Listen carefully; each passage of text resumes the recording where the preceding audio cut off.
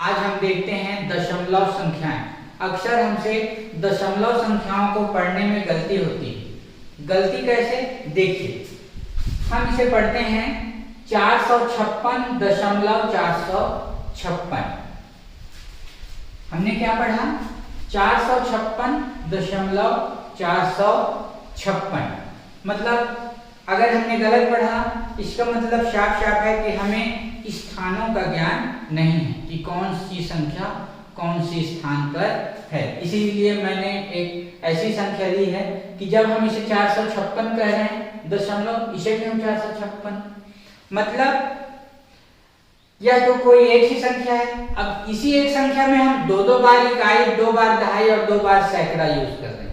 हम जानते हैं जब कोई संख्या होती है या तो उसमें इकाई 1 होगा, दहाई 1 होगा, सैकड़ा 1 होगा, हजार 1 होगा, क्योंकि हर एक संख्या का हर एक अंक के लिए एक एक स्थान निर्धारित है। अगर कोई हम संख्या लेंगे तो वहां एक स्थान है इकाई, अगला स्थान दहाई, अगला स्थान सैकड़ा। लेकिन जब हम इसे पढ़ रहे हैं 456.456, तो हमने इन दोनों को सैकड़ा कहा, 456 400, इसे हमने 56 कहा तो यह दहाई इकाई, यहाँ भी हमने इसे 56 कहा तो यह भी दहाई और यह इकाई। मतलब एक ही संख्या में 2 इकाई, 2 दहाई, 2 सैकड़ा या 2000 होना, 2 स्थान होना संभव नहीं। मतलब कहीं ना कहीं दशमलव संख्या को पढ़ने में हमसे गलती हो रही है। इसका कारण क्या है कि हमें स्थान का ज्ञान नहीं है कि कौन सी संख्या कौन से स्थान पर है। तो आज की कक्षा में हम दशमलव संख्याओं को पढ़ना सीखेंगे। और पढ़ना कब जानेंगे? जब हम इनके स्थान से परिचित होंगे कि कौन सी संख्या कौन से स्थान पर है। तो चलिए शुरुआत करते हैं। हम शुरुआत करते हैं यहां से, ठीक है। हमने इसे कहा 456। अगर हमने इसे 456 कहा तो क्या हमने गलत कहा? बिल्कुल नहीं, हमने बिल्कुल सही पढ़ा है कि यह 456 ही है। तो 456 जब हमने कहा मतलब साफ है कि यह 400 मतलब कि यह जो 4 है वह स्थान है सैकड़ा का, 100 का स्थान सैकड़ा। अगर हमने इसे 56 कहा मतलब यह हुआ हमारा 5 दहाई, तो यह स्थान हो गया दहाई का, और यह हो गया 56 में 6 इकाई। तो यहां तक तो हमारा बिल्कुल सही है, यह 456 ही है। मतलब 4 सैकड़ा, 5 दहाई और 6 इकाई। इसके बड़ी छोटी स्थान का भी हमें ज्ञान है। इकाई छोटा स्थान है, उससे बड़ा दहाई और उससे बड़ा सैकड़ा। और फिर आगे हमने पीछे कक्षाओं में देखा है 1000, 10,000, लाख। अब हम चलते हैं, यह जो बिंदु है यह कहलाता है दशमलव। इसे हम पढ़ते हैं दशमलव, डेसिमल, ठीक है। पॉइंट भी कहते हैं, दशमलव भी कहते हैं। तो इस बिंदु को हम कहते हैं दशमलव। अब आते हैं दशमलव के आगे दाईं तरफ। यहां हमारे पास है 4, 5, 6, जिसे हम अभी पढ़ रहे थे 456। भाई एक संख्या है, उसमें तो हमने इसे कहा 456। अब दशमलव के बाद हम इसे फिर कह रहे हैं 456, मतलब हमें स्थान का ज्ञान नहीं है। तो अब देखिए, ये जो 4, 5, 6 है दशमलव के दाईं ओर, वह उसका स्थान क्या है?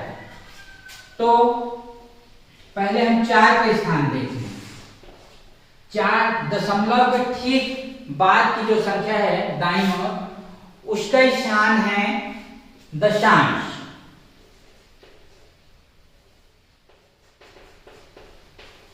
दशांश मतलब किसी इकाई, यह इकाई का यह 10वां हिस्सा है, और 10वां हिस्सा को हम कहेंगे दशांश। और अगर हम इसे और अच्छे से समझें तो या तो हम कहेंगे 0.4 या हम कह सकते हैं 4/10। दशांश का स्थान है तो यह होगा 4/10, या उसे कहेंगे 0.4। ठीक है, तो यह जो स्थान है वह कौन सा स्थान है?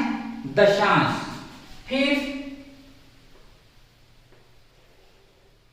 अगला जो 5 है उसका स्थान क्या है? 5 का स्थान है शतांश।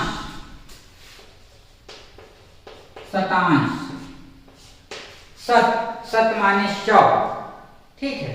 100 का यह हिस्सा है, 100 का यह हिस्सा है और इसका स्थान है शतांश। अब इसे हम अगर भिन्न के रूप में कहें तो यह होगा 5/100, या इसे हम कहते हैं 0.05, ठीक है।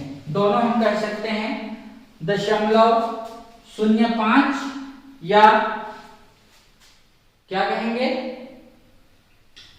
5/100, मतलब 100 हिस्से में से कितने हिस्से? 5 हिस्से। यह है अगर हम दशांश कहें तो 10 हिस्से में से कितना हिस्सा? 4 हिस्सा। तो यह इसका जो स्थान है वह है दशांश, इसका स्थान है शतांश। और आगे चलते हैं 6 की ओर। 6 को हम कहेंगे हजारांश, मतलब 1000 का अंश, 1000 का हिस्सा। इसे हम अगर दशमलव रूप में कहें तो 0.006 या 6/1000, हजारांश, मतलब इकाई के 1000वें हिस्से में से कितना हिस्सा? 6 हिस्सा, ठीक है। तो इसे दशमलव के बाद की संख्या को हम 456 ना पढ़कर हम कहते हैं इसे 456, इस तरह से पढ़ें। जैसे यह हो गया 456.456, जहां 4 है दशांश, 5 है शतांश और 6 है हजारांश। अब इस स्थान को भी समझ लें कि कौन सा स्थान बड़ा है, ये हजारांश बड़ा है या शतांश बड़ा है या दशांश।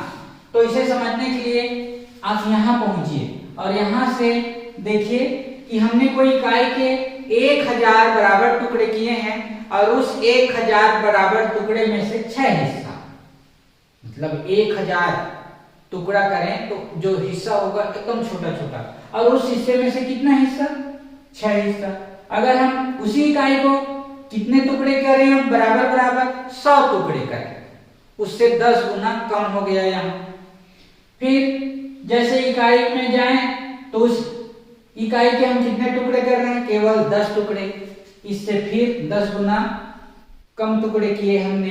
तो अब देखिए कि आखिर में बड़ा कौन सा होगा।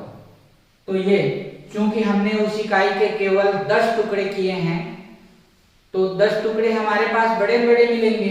अगर हमने उसके 100 टुकड़े किए हैं तो वह टुकड़ा और छोटा हो गया, 1000 टुकड़े किए तो वह टुकड़ा और छोटा। मतलब जहां हम इकाई दहाई में चलते हैं इस तरह से कि इकाई छोटा है फिर दहाई उससे बड़ा, सैकड़ा उससे बड़ा, उसी तरह यहाँ भी है। जो क्रम है संख्या का वह इसी तरह से है। 6 छोटा है, उससे बड़ा 5 है और उससे बड़ा 4 है। मतलब हजारांश स्थान शतांश से छोटा है, फिर ये शतांश दशांश से भी छोटा। तो इसमें हम इस तरह से चलेंगे जैसे हमने इकाई दहाई सैकड़े में चला, और हर जो स्थान है अगले स्थान का 10 गुना क्या है? छोटा है। मतलब 4 जो है शतांश का 10 गुना बड़ा स्थान है और 6 से बड़ा ये 5 है, वो भी 10 गुना बड़ा है। 6 जो हजारांश स्थान है उससे शतांश स्थान 10 गुना अधिक है। जैसे यहाँ पर होता है इकाई से 10 गुना ज्यादा दहाई, दहाई से 10 गुना सैकड़ा, सैकड़ा से 10 गुना हजार। तो यहाँ भी संख्या का जो क्रम है वह इसी तरह से हजारांश छोटा स्थान है, फिर शतांश है और फिर दशांश। यहाँ इकाई छोटा है, फिर दहाई, फिर सैकड़ा। तो हम जब दशमलव संख्याओं को पढ़ें तो हमें अंकों का स्थान पता होना चाहिए, यह सैकड़ा है या दहाई है या इकाई है। और इधर यह इकाई दहाई सैकड़ा इस तरह से नहीं है। यह दशांश का स्थान है, यह शतांश है और यह हजारांश। और जब हम इसे पढ़ेंगे तो इसे पढ़ेंगे 456.456 इस तरह से। 4.5 शतांश या कहने की जरूरत नहीं है, सीधी सी बात है 0.456 इस तरह से हम इसे पढ़ेंगे। तो ऐसे और भी अभ्यास आप कर सकते हैं कि दशमलव संख्याओं को हमें कैसे पढ़ना